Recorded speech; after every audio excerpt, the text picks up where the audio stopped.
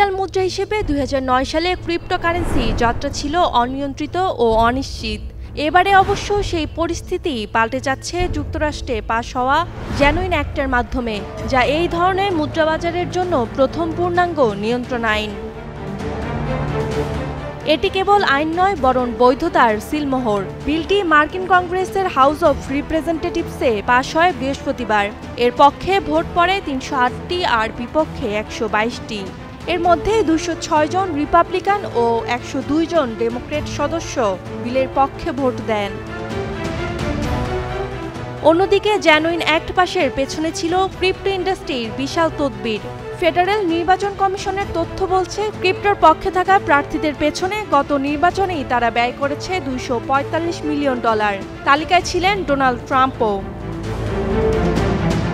Trump নিজেও এই খাতে সরাসরি জড়িত।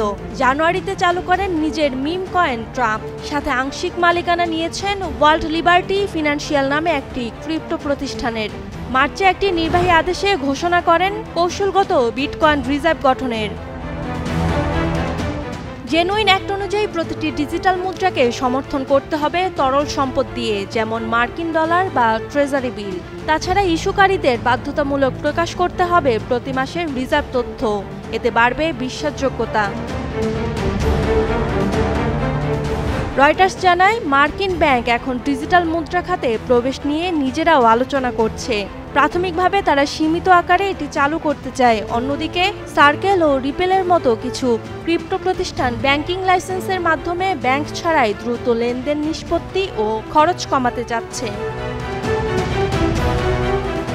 Roksana Rimi, star news.